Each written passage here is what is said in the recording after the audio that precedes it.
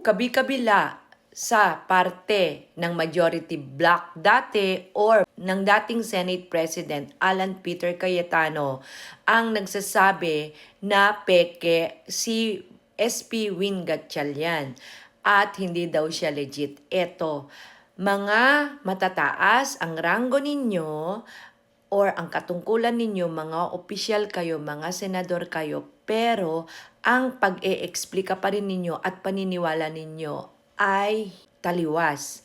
Wala naman nagsasabi na si acting SP Win Gatchalian ay ang SP na ngayon. Acting SP lang siya or acting Senate President.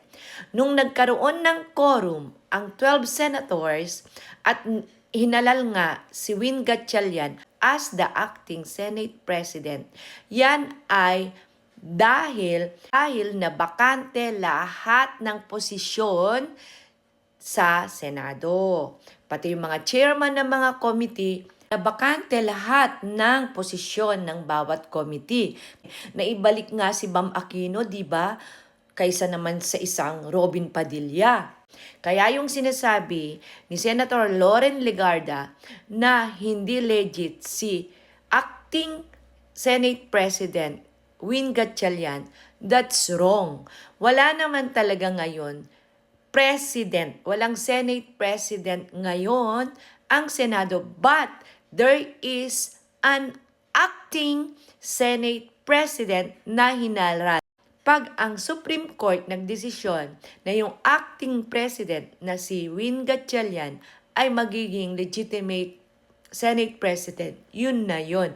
Pero dahil na bakante yung posisyon during that quorum ay hindi na Senate President ang Alan Peter Cayetano. Bakit hindi ninyo naiintindihan yon? May mga pwesto kayo. Bakit kayo pa ang dapat mangwestiyon sa mga bagay na ganyan na dapat na alam naman ninyo? Sana naman maintindihan.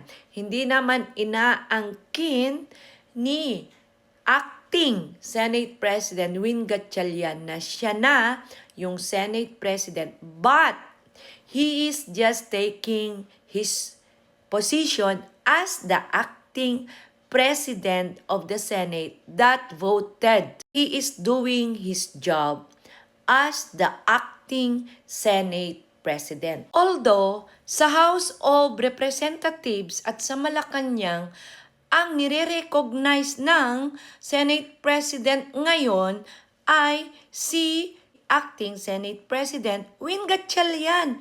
Mahirap ba intindihin yun? O nagpapakahirap lang kayong umintindi? Yan ang dapat na maintindihan ng mga hindi nakakaintindi ng Senate President na sa acting Senate President.